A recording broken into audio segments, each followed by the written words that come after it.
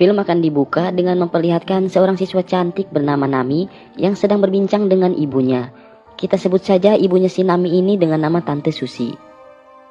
Nami bercerita kepada ibunya tersebut kalau dia sedang menjalin kasih dengan seorang pria teman sekelasnya di sekolah. Nah, jadi ceritanya, si Nami ini meminta izin kepada sang ibu untuk memperkenalkan pacarnya tersebut kepadanya. Di sini dengan santai Tante Susi pun mendengarkan semua curhatan cinta dari putri kesayangannya itu. Keesokan harinya si Nami ini beneran membawa sang kekasih ke rumahnya untuk diperkenalkan dengan sang ibu. Tante Susi pun welcome dong kepada pacar anaknya yang diketahui bernama Kato. Dia juga memperlakukan Kato dengan sangat ramah.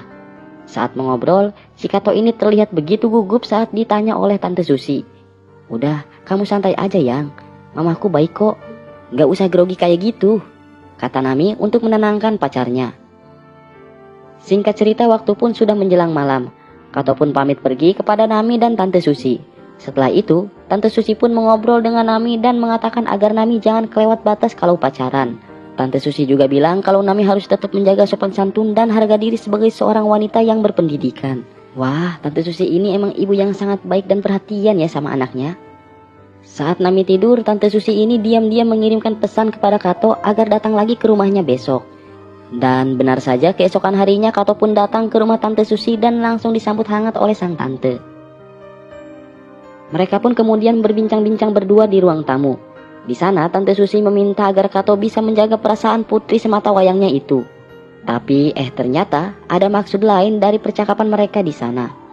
Kato dibuat heran dengan sikap Tante Susi yang menggenggam tangannya sambil merayunya. Tentu saja dia pun sangat gugup dengan sikap manja yang tiba-tiba diperlihatkan Tante Susi kepadanya. Tante Susi yang sudah lama menjanda mulai aktif menyerang Kato dan meminta Kato untuk memberikan asupan nutrisi kepadanya. Tentu saja Kato pun dilema dengan posisi seperti ini. Dan ditambah si Kato ini tergolong anak yang rajin, baik dan belum pernah melakukan hal semacam ini sebelumnya.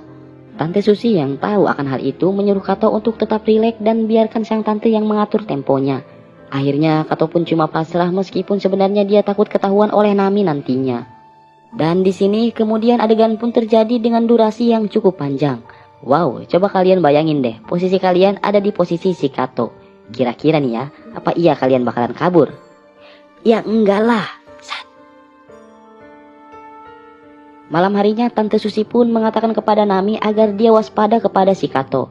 Karena mungkin saja si Kato ini bukanlah laki-laki yang baik.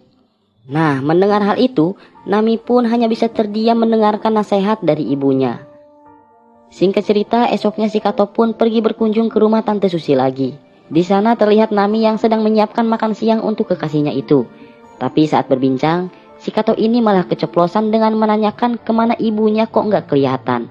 Mendengar hal itu, Nami pun bingung dan berbalik nanya kepada Kato. "Kenapa kamu menanyakan ibu aku?" Sontak, Kato pun langsung gugup dan langsung salah tingkah dibuatnya. Tak lama kemudian, Tante Susi pun datang dengan tiba-tiba dan mengagetkan Kato yang sedang grogi karena rahasianya takut terbongkar. Tante Susi pun kemudian menyuruh Kato agar sebaiknya istirahat saja di kamar Nami, karena mungkin kondisinya saat ini sedang tidak baik. Si tante yang mengantar Kato nampaknya cuma alasan saja karena sebenarnya dia ini sudah sangat ketagihan dengan rudal si Kato yang ukurannya jumbo. Kato yang takut ketahuan Nami berusaha untuk menolak ajakan si tante yang sudah berada di mode Baryon. Dan akhirnya pertempuran pun terjadi lagi di kamar Nami tanpa sepengetahuannya hingga membuat si Kato di sini terkapar oleh sang tante. Beberapa hari kemudian Kato pun kemudian main lagi ke rumah Nami. Namun karena keasikan ngobrol, mereka pun sampai lupa waktu hingga larut malam. Dan di tengah obrolan, Tante Susi pun mengintip mereka di ruangan sebelah. Kato yang mengetahui itu langsung senyum kepada Tante Susi sambil malu-malu. Di sini sepertinya Tante Susi sengaja memberikan kode kepada Kato agar dirinya jangan langsung pulang. Kato yang peka kemudian langsung meminta izin kepada Nami untuk pergi ke belakang. Tanpa banyak basa-basi, Kato pun kemudian menghampiri Tante Susi yang sudah menunggunya untuk pergi main biji singkong. Dan kemudian dengan cepat adegan pun mereka lakukan lagi-lagi tanpa sepengetahuan si Nami. Singkat cerita, esok hari pun tiba. Saat pulang sekolah, lagi-lagi Kato mampir ke rumah Nami karena berniat untuk belajar bersama. Dan tak lama, Tante Susi pun datang dan menyuruh Nami untuk pergi ke warung sebentar. Kesempatan ini pun dimanfaatkan oleh Tante Susi untuk mengajak Kato melakukan pendekatan lagi.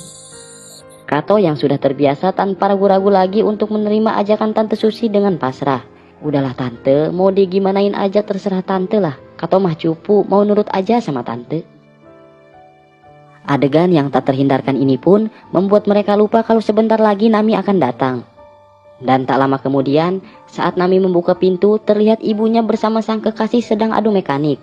Dan Nami pun cuma bisa terdiam karena shock melihat mereka berdua. Di akhir film diceritakan kalau si Nami sudah putus dari si Kato. Tapi Tante Susi masih suka menyuruh Kato untuk mampir ke rumahnya. Dan film pun selesai.